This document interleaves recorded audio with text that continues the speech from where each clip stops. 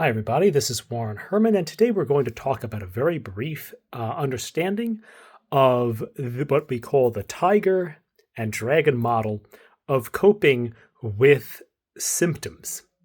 This model is based on the teachings of about three different people, and maybe actually four different sources. The symbolism of the model comes from Kenpo Karate, which involves this understanding of the dragon and the tiger. And this model is especially useful for dealing with mental experiences such as intrusive thoughts, scrupulosity, stress related illness, so on and so forth. Sorry, I bumped into something down there. The model is a synthesis, I'd say, of the Kenpo Karate idea, the teachings of Dan Buglio, and the synthesis of some things from Dr. David Snyder and from the DARE response.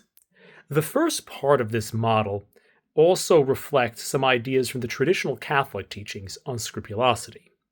Basically, it involves four steps, and these different four steps help us to deal with our symptoms in two different areas, because we have different types of symptoms, and they may require different types of strategies in order to deal with them. The first set of symptoms or strategies go with the dragon, and we could think of this as the four claws of the dragon. If we have like a Chinese dragon or a Japanese style dragon, has these four claws, and these claws can signify these four steps. These steps involve accurate knowledge, noticing.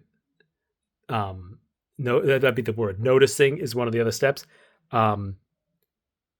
Logic and meaning. Those are the different ways that we can see things, so to speak, in order to get our minds in order. These steps are used or derived from Dr. David Snyder's teachings on conversational persuasion, and they are a way of describing how we can get our mind to see things a certain way and kind of override those normal ways of perception. The key thing is accurate knowledge, of course, which comes from Dan Buglio's teachings and is the foundation for these things, because we have to have a clear understanding of what's actually going on in whatever symptom we're trying to treat, such as understanding what's the nature of scrupulosity or what's the nature of our symptoms if we're dealing with TMS. We have to have that accurate knowledge. Then we have to notice how it's true or how we have a doubt about whether the opposite is true. By noticing, we kind of disarm the fact that we have this doubt. We also can use logic. If this is happening, then that means this. That's kind of how, like, Dan Buglio, for example, does assessments. Or we could do meaning. If this happens, this means that. That's how we convince ourselves of this way that is kind of like the dragon. We convince ourselves. The dragon floats in the air and sees things. We convince ourselves of this. That's how we do that. Then the next step, when we have some persistent symptoms because our mind is not always obeying, we can use this scrappier method of the tiger, which and his four paws are similar to the DARE response. And I'm going to change the names of some of these things to make them a little bit clearer. The DARE response has things that are DARE, which is defuse, allow, run toward, and engage. These things I'm going to state them as be unbothered. That's a thing from Dan Buglio, meaning don't be bothered by the thing that's coming up. Be indifferent to